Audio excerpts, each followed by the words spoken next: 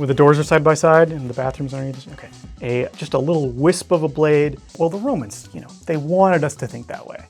I think you'd still be able to pick this up on radar, but I don't know. Keep it low to the ground enough.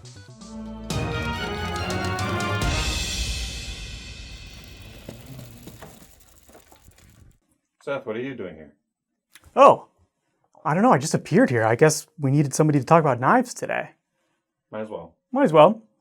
We do have a huge release from CIVIVI and WE knives this week, which I have split across the table. We've got folders on this side and some fixed blades we'll get to towards the end. This right here, the first of the bunch, it marks kind of a new step for CIVIVI knives. This is the Brova, and it is the first in what they're calling CIVIVI Elite. It's not a new brand or anything, but it is a step up in materials for the CIVIVI line. So we've got S35 VN blade steel and an asking price of $123.25. Now, this, keen-eyed viewers will notice that this is not a traditional button lock, it is a button-actuated top liner lock, which means you have the detent feel of a liner or frame lock, but the accessibility and kind of ergonomics of a button lock. It's a great system. We're seeing this roll out across a bunch of different brands now that the original Spyderco compression lock is off patent. It's just a fantastic system. Snappy, smooth, strong, safe. Wow. There's more S's. Yeah. Great to see it here on a CIVIVI. And we're also running a giveaway on our Instagram page. We're giving away 3 of these CIVIVI Elite Brovas.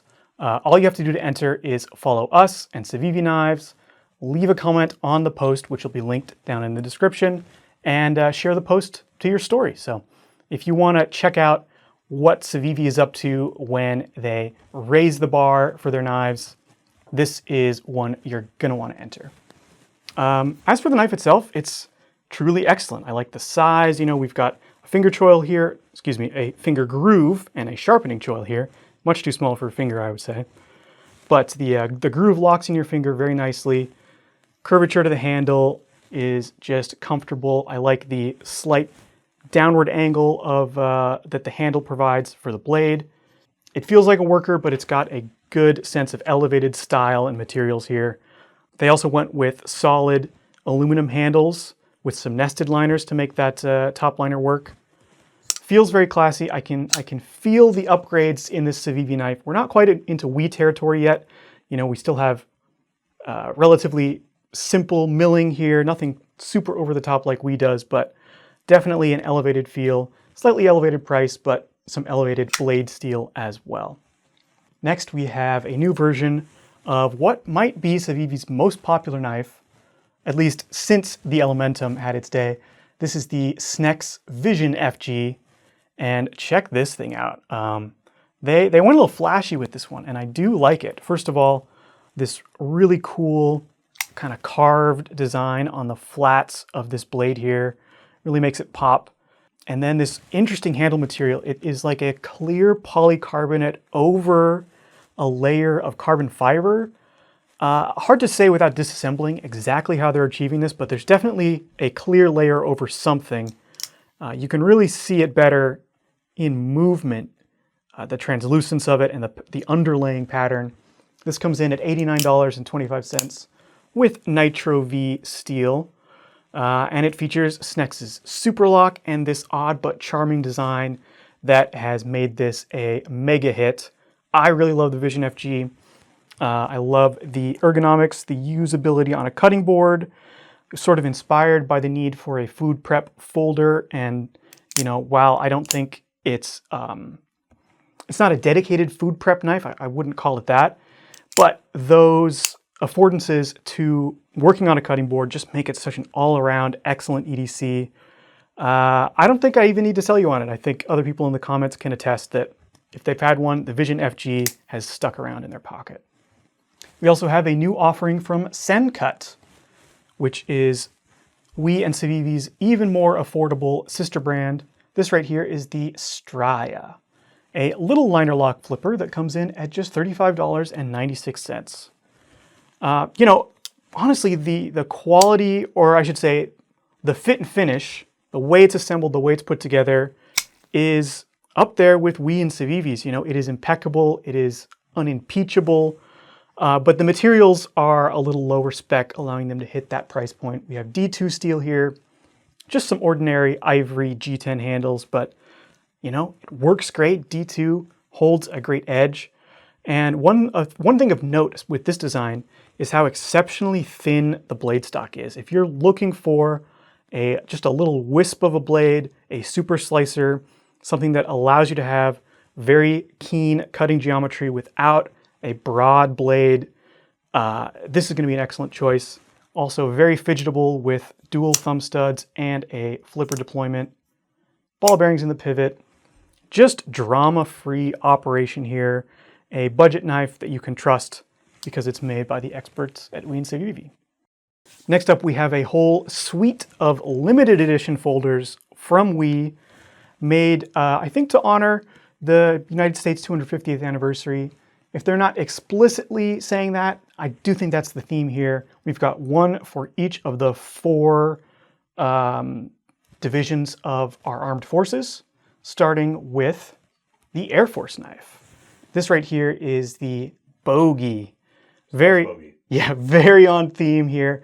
$297.50, but absolutely packed with details and premium materials. They are all individually numbered. Pretty small production runs too. This is 117 out of just 200 total pieces. And I particularly like the pocket clip. It's just really selling that stealth theme with the hidden hardware. I love all the angles that come together at the butt end of this knife.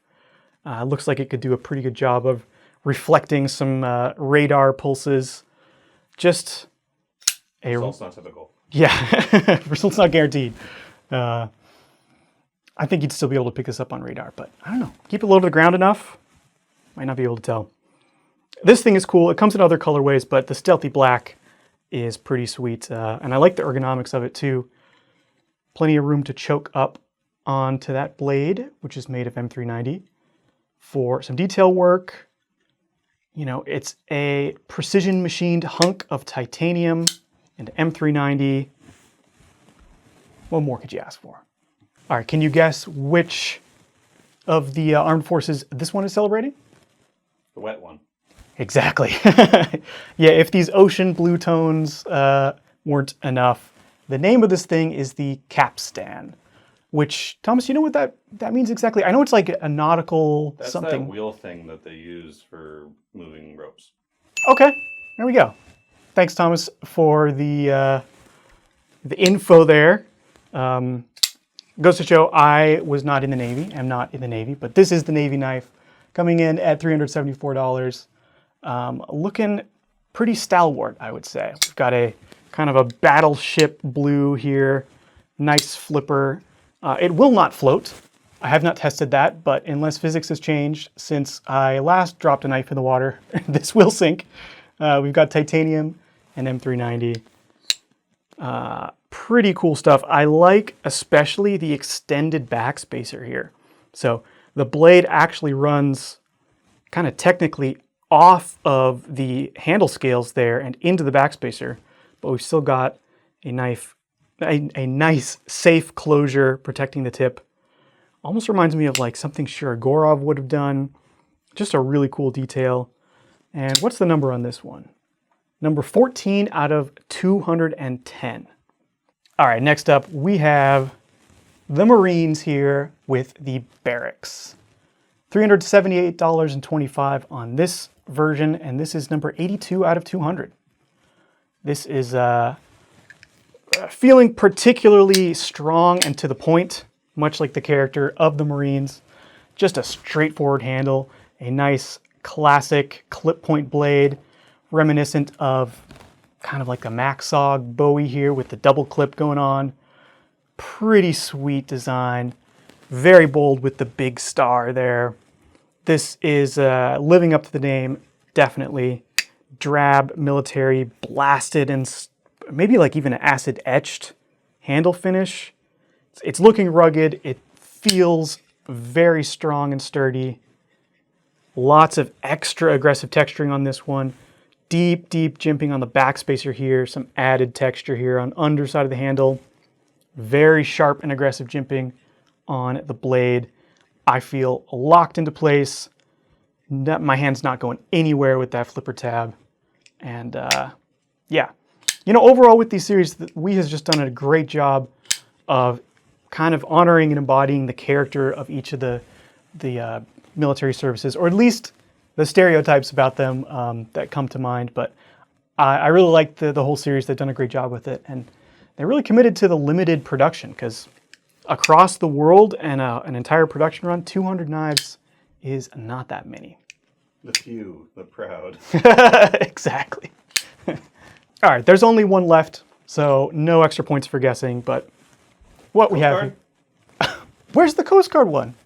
And don't forget our boys in the Public Health Service, too.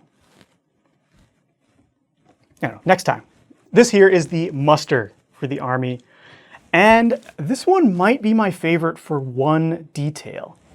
That right there, that star-spangled thumb stud is so cool.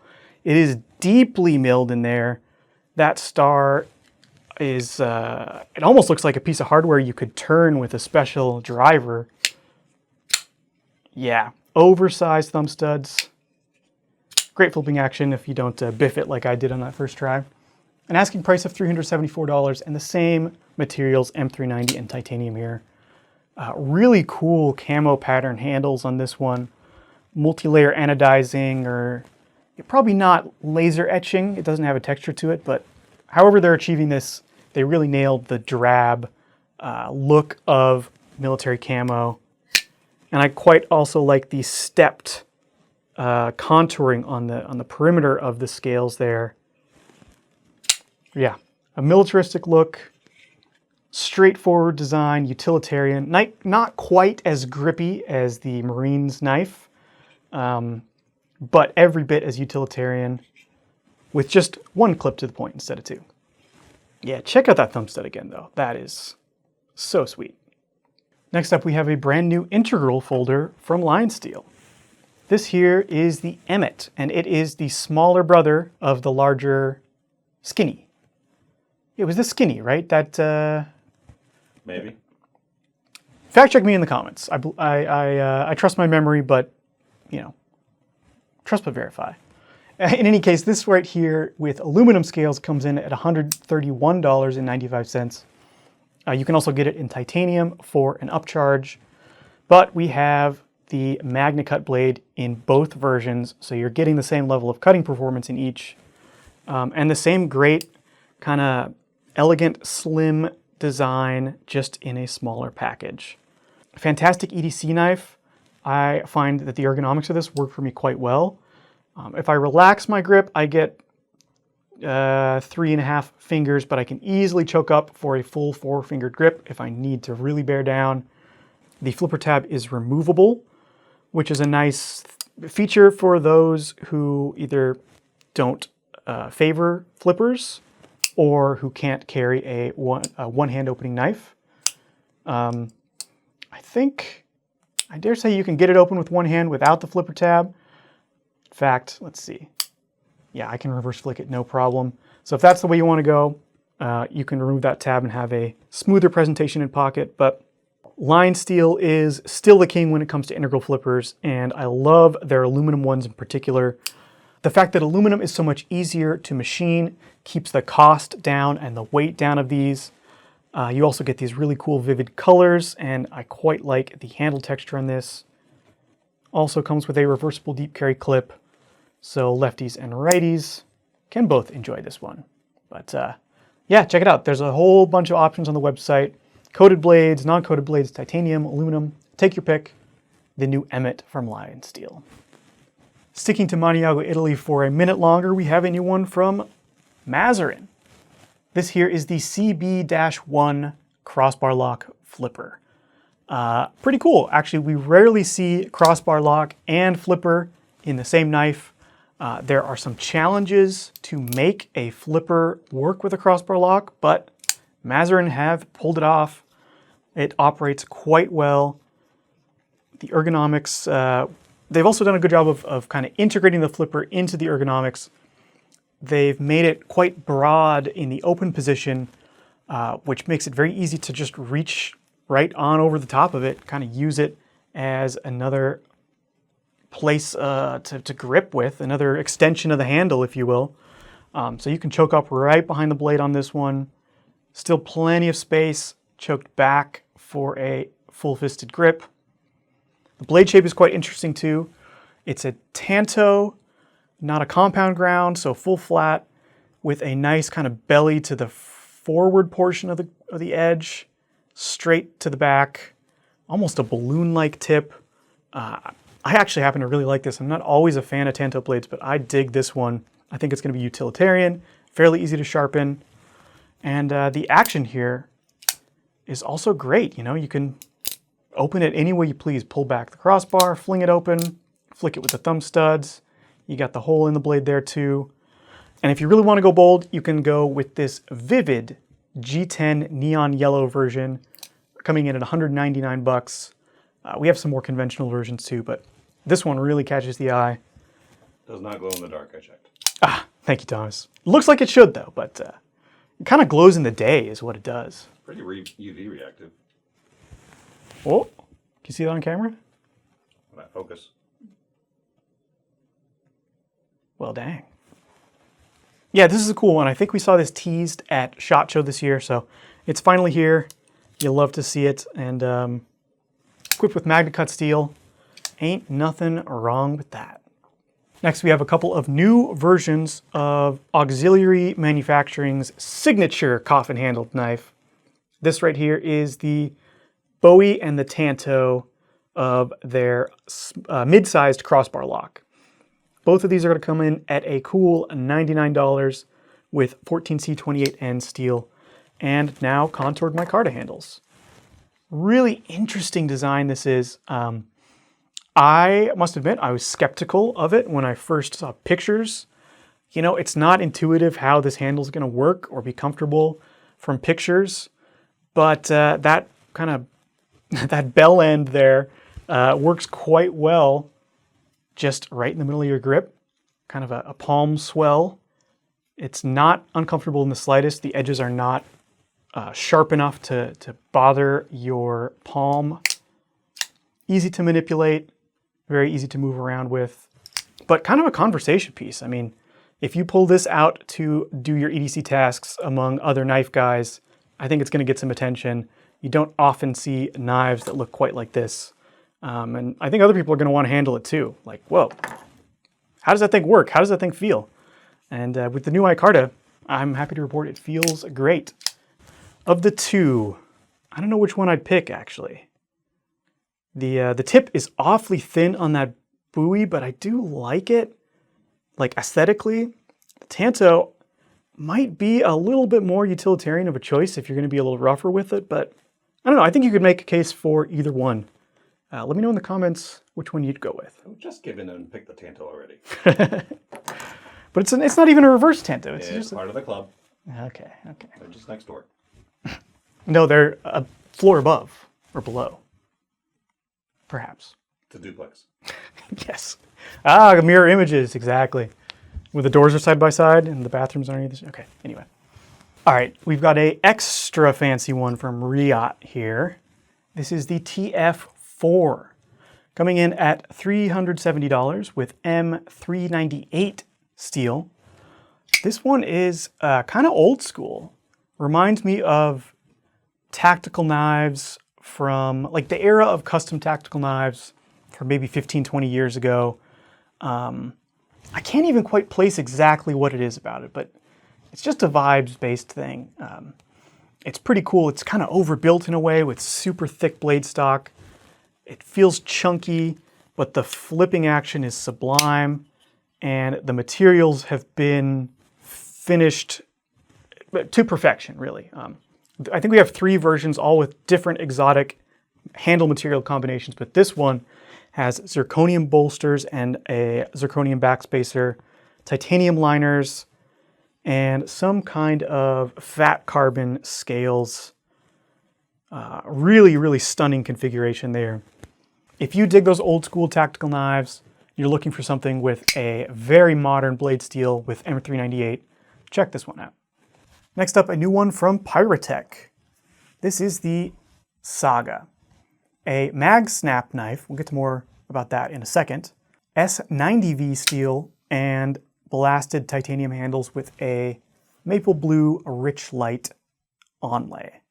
A really interesting design. I believe we've seen different versions of this before, but this configuration is new. We also stocked it with the plain satin S90V version. Check out the back side of this, because this really shows off kind of what this knife does especially well, which is completely hiding any visible hardware. Look how the backside is stark. There's nothing there but the frame lock and the pocket clip, not even a screw visible to hold the pocket clip in. The back spacer also is seamlessly integrated. You might be wondering, well, okay, how's this thing even held together? Well, that's where the mag snap system comes in, which is what Piratech calls their tool-less swappable scales. So right here we've got 4 magnets that kind of locate this onlay and also allow you to hide the functional part of your handles. There's your pivot, there's your backspacer screws, that's how you disassemble the knife should you need to, and then it just snaps into place. I don't even need to fiddle with it. It's back on, it's solid. You only get it off with this little fingernail notch right at the front of the handle there. As for the design itself, something about this reminds me just a little bit of a Sebenza. It's not just the fact that it's a titanium frame lock, it's also the concavity to this top line. You rarely see that in knives, well actually, except for here on this auxiliary manufacturing. But it is kind of rare to see on knives, the way it dips in there. Sebenza does that too. It's a classy way to give yourself a bit of a subtle thumb ramp without making the blade stick up way far out of the handle. It feels great, it's elegant, the action is liquid smooth, and the look of it is just so clean and sleek. Really nicely done. For an asking price of $380, I think you actually do get quite a lot here for your money. All right, from Piratech to Microtech with a new version of the UTX 85. This one features the very popular Spartan blade, which is this double-edged Tanto dagger thing. You know, that wedge at the tip there is like a Roman gladius sword, I think they're called. There were no Spartans carrying gladiuses. Gladiesi? Gladiolus. What are those? Yeah, you know, historical inaccuracy or accuracy notwithstanding, we have come to associate this blade shape with a kind of Roman archetype of sword. Or Greek. Or Greek, sure. It looks very cool. Well, the Romans, you know, they wanted us to think that way. We don't have to get into it, but... That's a different channel. Yes. This has an asking price of $333, and blade steel is M390MK. One thing to note about this is I think, might be wrong about this, but I think this is the first version of the UTX 85 to have the Gen 4 Ultratech improvements, which are this brand new pocket clip with the ceramic ball interface, a somewhat more minimal glass breaker pommel, redesigned hardware, and the crud cutter switch opener that kind of relieves some friction underneath the switch for smoother operation. I also like the kind of topography milling on the handles there. A little bit of grip, still fairly slick, but just enough to give you some purchase on the handles. And the UTX 85 is definitely the best EDC size of the Ultratech, at least in my opinion, with a blade length right at 3 inches and a handle right at 4. It feels just about perfect for a utility knife, just one with incredible amounts of swagger thanks to Microtech's excellent style and design. Okay, got a new Crossroads from Case here. If you've seen a Crossroads, you'll know what you're in for. This is Case's modern slip joint, modern traditional, if you will, even though I hate that term. I think it is appropriate here. because it is a traditional Barlow in every sense of the word, just also fully modern with the way that it's made and the materials it's made of. S35 VN steel, G10 and micarta handles, a price of $105.99. But with cases, excellent, half stop, walk and talk. I particularly like the pass-through nail nick here. You know, it's a bit ironic in a way that a lot of older people, the kind of people that you'd think of really gravitating towards traditional knives, have a hard time operating those nail nicks. You know, nails become softer or more brittle depending on how you age. Arthritis. Yep. Can be hard to manipulate those traditional nail nicks. And this is a very elegant solution to that, because all you need to do is just pinch it. It gives you way more purchase than a traditional nail nick. So you can actually operate this in a traditional way. Pretty cool. What's new here is the white G10 bolsters and liners with the blue denim micarta. Looks and feels great. Kind of new and clean, like a brand new pair of jeans. Just a sweet USA-made Barlow. The latest release from RoseCraft is this here Appalachian jack. This thing is a big and utilitarian slip joint with 3.3 inches of blade, 14C28N steel, a selection of bone covers. I think we've got this kind of saw cut as well as a brown jigged bone, and a price of $63.99. A really great price for the quality here. The size of this thing, this is a full-sized slip joint folder for sure. Very definitive and crisp spring on it. A lot of good tension that's going to let you trust this thing. And you may have already noticed that extended back spring. I don't want to quite call it a pommel, but it is a part of the back spring, is a pry bar tool. So you can use that to use a little flathead screwdriver. Instead of using your blade. Instead of using your blade, yes. Please use this instead of the tip of the blade. I would even say this makes it a multi-tool, because you could definitely open bottles with that thing. Save your wood scales, you know, or bone in this case. Use that. Pop open your lid. Yeah.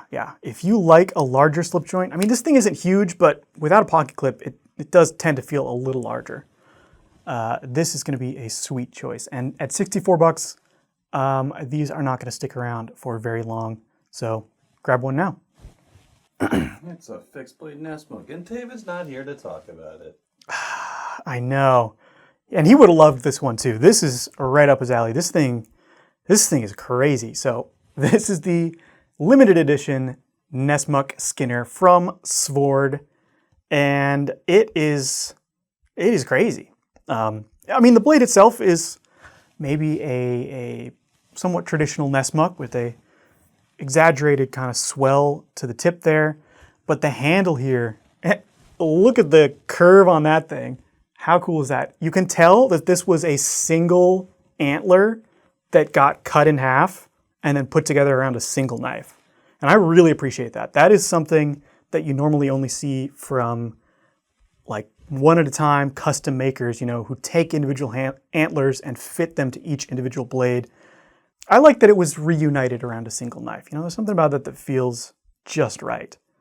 And, you know, it's not a symmetrical handle shape, but man, if it does not work, it is big enough and contoured enough to feel incredible in the hand. You know, whether you're right or you're left, it works for me. I really like it. The sheath on this one is pretty cool too. Got a big old leather number here.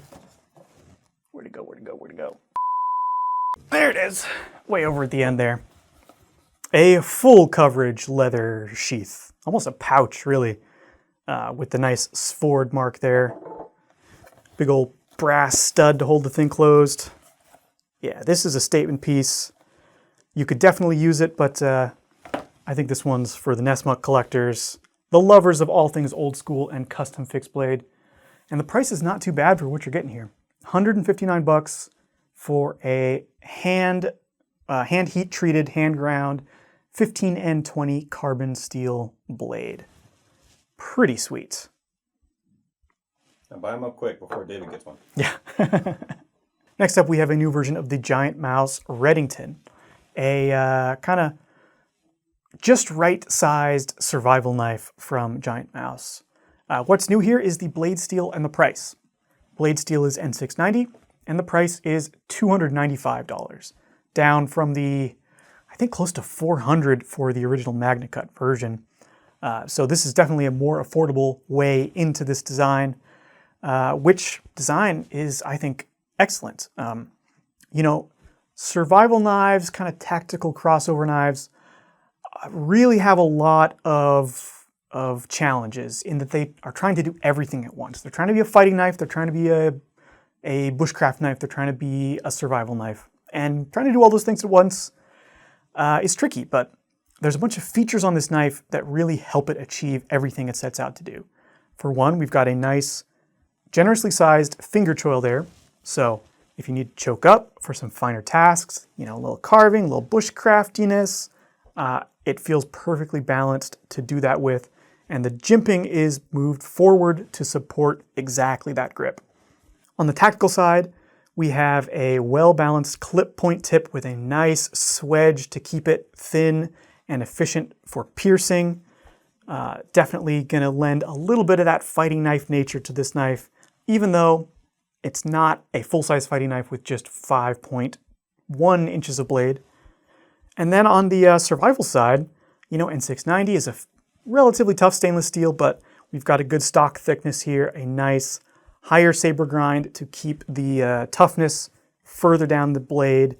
We've got a forward lanyard hole there to support safe lanyard use when chopping, and an extended pommel. It's subtle, but it's just enough to give you plenty of force concentrating spot to smash or hammer or, you know, get those really brute force tasks done. And then the handle scales are beautifully milled and contoured for a comfortable, accommodating grip. You know, all those bushcraft holds I think work pretty well. Pinch grip works nicely with these scallops. I mean, it sets out to do it all, and I think it does a darn good job. Yeah, this one comes with this Kydex sheath, which I was, when I first picked it up, I was like, man, this reminds me a lot of some of my favorite Kydex sheaths ever, which are the TRC sheaths. And then I turned it over, and I see TRC made this sheath. TRC made this sheath. So, TR sheath. They are excellent sheaths. The way that they implement these rubber bumpers makes it kind of adjustable and springy in a way that makes the sheath better. Yeah, they're perfectly silent, you know, tons of retention, but then the knife just seems to pop right out of there. Very, very nice. Next up, we have another well-rounded outdoor fixed blade from Maserin. This is the Woodsman right here. It's got 4.5 inches of Nitro X7 steel, an asking price of $215, and comes with a selection of excellent micarta handles. We've got denim canvas, got Richlight, and also jute handles. So nice selection there. Very, very comfortable ergonomics. It's slightly slimmer than like a typical bushcraft knife, but it's much more hand-filling than a hunting knife, I would say. Kind of splits the difference there for a good all-around companion blade. A beautifully sculpted shape and plenty of size for all different handle sizes. You know, if I choke up there, you can see how much extra space I have. Basically a full finger's worth, so with gloves, larger hands, they're gonna love this knife too.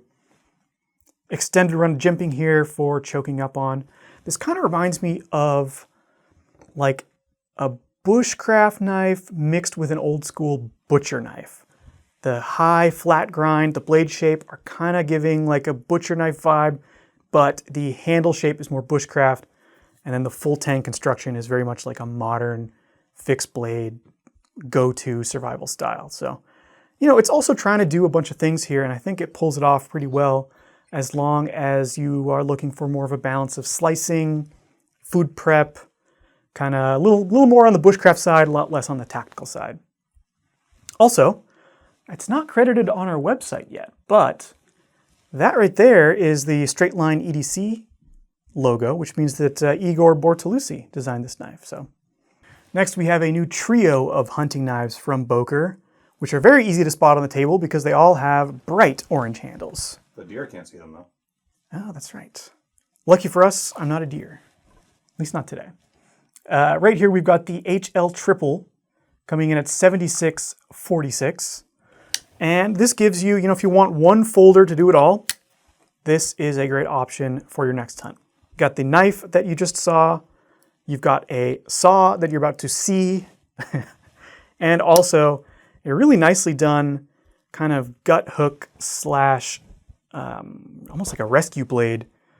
This is great for when you don't want to pierce whatever you're cutting, but you need to slice through it. This is exactly for that. You could get through a whole hunt with just this. The handle scales are grippy. The blade steel is nothing special, just 440C, but plenty good to get the job done. Bring a honing steel with you. This will get you through no problem. If you want more strength out of your hunting knife, of course you're going to have to go for a fixed blade, and this is the HL Universal Fixed Blade. It's actually lighter weight than that folder, which makes sense because the folder is packing 3 whole tools in it, but this one is quite nicely balanced. It has an injection molded handle, which keeps the price down. This is only $42.46, but it means that the handle has a fairly sophisticated shape, Nice little swell to the palm there, a couple of finger grooves to lock you in, and a nice, generous belly for your skinning work here. This one feels very natural in kind of a pinched up grip, although I could have done with a little more jimping up towards the tip perhaps for that, but in this grip and pinched on the handle, it certainly works very, very well. Very thin, hollow grind here with a nicely implemented sharpening choil, so you can keep this thing sharp through your whole hunt. 440 steel, again, nothing special, but the whole package here, I think, is a noticeable step up from the typical hunting knives you'd find in a big box store. This kind of looks like those, but I do think it is higher quality for roughly the same price. And part of the reason for that is also the sheath, which is really nicely done. It's Kydex, snaps into place nicely, good silent carry, and you've got a rotating belt loop, so you can mount this in wherever works for you, wherever's comfortable. Oh, you know what? I think you can actually, there we go. You can actually take it out entirely and hook it over like a button, kind of like those Moras. I don't know. Interesting system here, but the sheath itself is very nicely done. Good quality Kydex with a nice fit. This is technically a hunting knife. This right here is the the Boar Dagger. Wow, yeah. Whatever I was hunting with this is in for a bad time. But if I needed this to hunt them, I might be in for a bad time. This is certainly a very capable boar hunting knife. It's exactly what you want on a hunt like that. But boy, it cuts an intimidating figure, doesn't it? With its true double-edged dagger grind, hollow on both sides, and a blade length of 9 inches, this is a serious sword-like hunting knife here. The price on this is actually really good too. This is just $67.96. Quite a good price for such a large and sturdy feeling knife. Check out the handles too. Nice amount of shape to them. They feel a little rubberized maybe, although maybe it's just a softer plastic. Whatever it is, it's quite grippy and shapely. It's working for me. Double guard here. Plenty of space for, let's call it 1.5 hand grip. And again, 440C, nothing special, but man, this is the kind of hunting knife you probably only need to use once or twice. So keep it sharp, sharpen it after that, and you'll be good to go. The sheath on this one though is not quite as nice as the other hunting knife. Just a simple nylon kind of pouch there, but hey, it does the job, and for the price, I am not complaining. And we've wound our way back to WE and CIVIVI knives again at the end here with another new segment for them. This here is the Carveth, and it is part of their new Hunt line. So this is a new kind of branded CIVIVI, I don't want to call it a sub-brand, but it's a new CIVIVI line aimed specifically at hunters. And right out of the gate, I think they've really nailed it in terms of what people are asking for. This is a bit of a Skinner design. It's not the drop point Skinner, so you're going to have to be careful with that tip there, but they have very thoughtfully put some jimping up there so you can really control that tip when you're working with it. Blade steel is AEBL, which is, I think, another thing hunters are going to appreciate. It's a tough stainless steel. It's worked on a lot of other high-end hunting knives in the past, so it's great to see it here. The handles are also quite nice. It's a smooth G10 with a bit of texture, thanks to this milling pattern, and then an aggressive cut here for a pinch grip. Really lends itself perfectly well to that grip. Just a dexterous kind of hunting / paring knife feel to it, but tough. Full tang construction. I don't want to say it's a thick blade stock, but it's a very sturdy blade stock. It doesn't feel like a fillet type knife at all. I wouldn't be afraid to put a little torque into this thing. It feels like it could take it. And the sheath is just a nice Kydex with CIVIVI's standard Tech-Lock style attachment. Pretty cool. Yeah, the new Carveth, good price on it, $67.75. G10, you can get it in orange black. I think there's micarta versions as well. So yeah, if you are looking for a dedicated hunting knife, you like CIVIVI knives, check this out. Next up, we have the High Grass from CIVIVI. This is designed by Matt Gentry and is a bit more of like a bird and trout style fixed blade. $52 is the asking price. 14C28N is the steel. And this one I think could cross over. You know, it would make a good hunting knife, but I would also say that this is a decent EDC fixed blade. Comes with a great Kydex sheath. You've got thoughtful ergonomics for actually doing fine cutting work with this, but it's thick enough and sturdy enough to support rougher use, daily use, pulling out a staple or something like that. Not recommending you do that, but in a pinch, this will get you through, and I would certainly take this over basically any of these folders on the table. Very comfortable. I like that the finger choil / groove there is wide enough to keep my finger away from the edge. You know, it's an overgrind there, so the edge it's close to the finger, but I'm not worried about getting cut at all. I feel very locked in. Just a very usable bird and trout style fixed blade knife. And finally, we come to what is actually a Blade Show award-winning knife, the WE Notchline. This took home Fixed Blade of the Year, or maybe it was Import Fixed Blade of the Year. I don't know. In any case, it was one of the banner awards at Blade Show this year. It is WE's kind of salvo into the premium fixed blade segment. Comes in with 3.5 inches of S35 VN steel, beautifully milled and sculpted copper carbon fiber handles, nice Kydex sheath, and just some neutral, like, gonna work for everybody type ergonomics. The handle size is slightly more compact, so like that bird and trout knife, I think this would cross over really, really well to an EDC fixed blade. But as a hunting knife too, I think it would work. You know, they're aiming for this hunting knife segment. They're coming out with knives with features that hunters want, particularly that run of jimping behind the tip. It just feels natural to use like that. You know, gripping up onto the blade, doing precision work like that, skinning, getting around joints and stuff. This is very confidence-inspiring, and thanks to the WE kind of level craftsmanship, it is a very premium and high-performance knife to boot. All right, that's been this week's selection of new knives. Thanks for sticking with us to the end.